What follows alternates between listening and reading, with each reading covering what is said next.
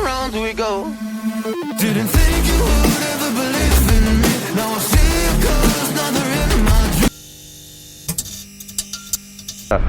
నేను నిన్న కష్టపడి ఒక 55 లీటర్స్ది టాప్ బాక్స్ లాంగ్ రైడ్స్ కొట్టే వాళ్ళు వేయించుకుంటారనమాట. నా బండికి సెట్ అవుతుంది అంటే సరే కానీ అని చెప్పి ఒకటే వేయించుకోవాల్సింది, ఇంకోటి అది సెట్ అవుతుంది కదా అని చెప్పి పెద్దదే వేయించా 55 లీటర్స్. పంచాయతీ ఏమైందో ఇప్పుడు ఆగి వెళ్ళాక చూపిస్తాం మీకు. ఇప్పుడైతే టైం 11:20 అవుతుంది, ఇంకొక 19 కిలోమీటర్స్ అయితే చూపిస్తుంది.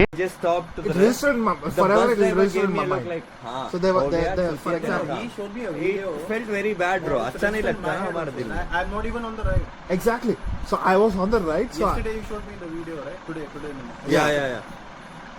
So even that's registered in my match. Just but delicate items are there. That box is required. No, bro. Don't put cameras on. It's like shit stuff. Just like आपका दूसरा जूते हो गए हैं. The one that takes so much of space in your bag, which are not heavy. For example, like the raincoat that we bought were in there. My extra pair of shoes were in there. My slippers were in there. All the sprays. The shitty stuff like this, like exactly. lube. The chain lube, the chain cleaner. जो भी चीजें चाहिए. Trying to upsell. For example, he got this Topbox, right? Fucking upsell, dude. His I talked to 10 people. 10 people suggested don't get it. It has stability issues. नहीं बैठेगा. It will break. And this one guy told no, it is fine. Just get it. 55 liters. Because and he wanted to upsell. Aluminum box. The other one is like 8K. This is like 13K whatever. 14K. Okay, 14K. Oh, okay. I'll sell more. He sold more. Fucked. So what is he saying now? I just left it there, bro. I'll take care of that shit later. I wanted the ride to be more peaceful. He dropped a pen. Wherever that 18 that miles thing dropped, right? So you'll From go here. and take 80 it. kilometers from here. Fuck it, I'm not No. going to. Someone else will take it. Bro, you tell me, bro. He dropped a pen. You are to the riding guy. on a bike with all He of said, your luggage. okay. Your luggage is the out. The owner was nice. The worker was not agreeing. The owner was like, okay, dude, I'm also a rider. This is not He acceptable. kept on apologizing. He apologized and he was like, I'll take care of it. I'll take care of his tire is fucked. Yeah, because of I saw that. the video. Yeah, exactly. So like I'll take care of everything. I'll basically insurance. He'll claim the insurance. So that's how it ended. But we spent like one and a half hour. Yeah. Eight- Yeah, Forget easy. about 1.5 hours. Your mind gets fucked. It is Dude, totally mind, fucked, bro. It's a But fucking listening dark to that road. guy's words, na, it was a little like. The worker was like, okay, I'll tell you what to do.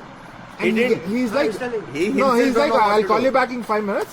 Fucking 15 minutes gone by. We are standing on the road, waiting, trying to figure out. Like, thankfully he had a wrench. Like basically the whatever the top box, the nut and bolt. They're You also saw the video, right? It just broke and it went down. Huh.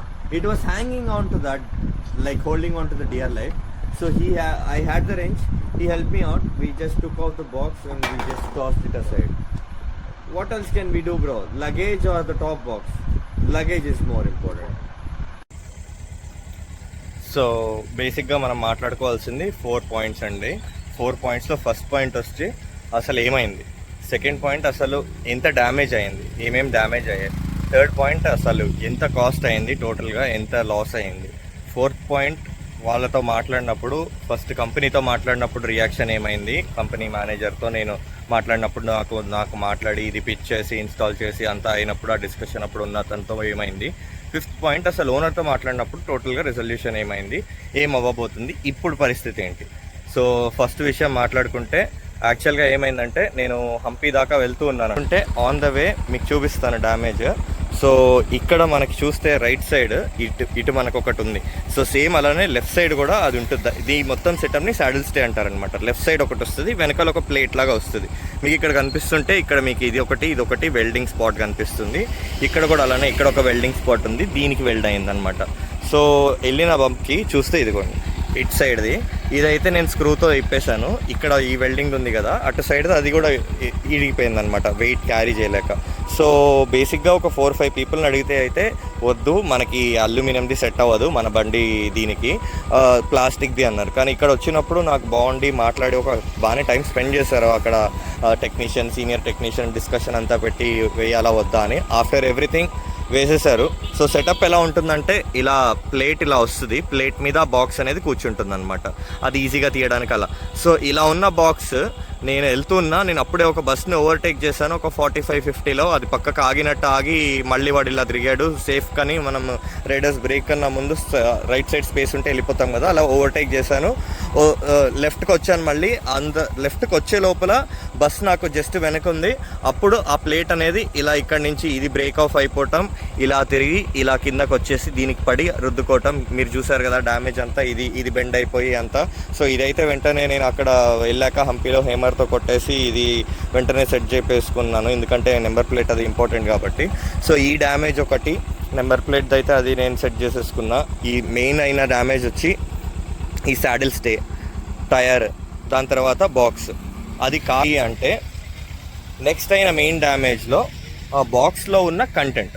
So content నేను లక్కీగా ఏం చేశానంటే అన్నీ చిన్న చిన్న ప్యాకేజెస్లో పెట్టాను. అంటే నాకు అందులో కంటెంట్లో పెట్టింది వచ్చి నా ఎక్స్ట్రా షూ, వాడి ఎక్స్ట్రా షూ, మా ఇద్దరికి లోపల వాడడానికి స్లిప్పర్స్, అవి కాకుండా chain loops, sprays, cleaning equipment, microfibre clothes, అవి కాకుండా ఇంకా ఏవో కావాల్సిన 3mm టేప్స్, అవి కెమెరా ఎక్విప్మెంట్ అంటించడానికి, పెట్టడానికి, తీయడానికి, ఇంకా అలాంటివి ఏవో బేసిక్ థింగ్స్ అండి. లక్కీగా నేను అవన్నీ ఊగద్దు, అవి షేక్ అయితే కరెక్ట్ ఉండదు అని చెప్పి అన్ని ప్యాకేజెస్లో పెట్టి నీట్గా వాళ్ళు ఒక చిన్న స్ట్రాప్లా ఇచ్చారు. సూట్ కేసులు మనం పాతకాలం వాడితే ఉంటాయి కదా, బట్టలు కదలొద్దని, అలాంటిది ఒకటి ఉంది. సో నీట్గా దానిలో అయితే పెట్టేసి కదలకుండా ఉంటుందని. లక్కీగా అవి ఉండటం వల్ల చాలా వరకు రిట్రీవ్ చేశాను. పోయిన వస్తువుల్లో అయితే మాకు స్లిప్పర్స్ పోయాయి, చైన్లు, ఈ చిన్న చిన్న ఐటమ్స్ అవి పోయాయి. So it's totally fine, okay పర్లేదులే. అవి నేను వెళ్ళాక కూడా ఎక్కడన్నా తీసుకోవచ్చు, ఆగిన చోట స్లిప్పర్స్ ఓకే, ఎక్కడ ఆగితే అక్కడ తీసుకోవచ్చు. చైన్లు ఎక్కడో చోట పెద్ద స్టోర్ ఉంటుంది, కొనేసుకోవచ్చు. ఇట్లాంటి చిన్న చిన్న ఐటమ్స్ పోయాయి, so not a big deal. కానీ అయినా మెయిన్ డ్యామేజ్లో కాస్ట్ చూసుకుంటే ఫస్ట్ 13,500 అనేది నేను దీనికే పే చేశాను, ఏది మన టాప్ బాక్స్కి. దాంతోపాటు నా టైర్ వచ్చి రెడెస్టియన్ స్పోర్ట్స్ ఎంటీరో ఎస్టీ అంటారు. ఎస్టీ అంటే బేసిక్గా స్పోర్ట్ టూరింగ్ అని. అది ఆల్మోస్ట్ 13,500 ఎంతో యాక్చువల్ ప్రైస్ ఎంఆర్పి, నాకు 12,000కో ఎంతకో వచ్చింది. సో 12,000 అదొక డ్యామేజ్. ఈ సాడిల్స్డే ఒక 5,000 పడింది. సో 5,000 ఆ సాడిల్స్డే డ్యామేజ్ ఒకటి.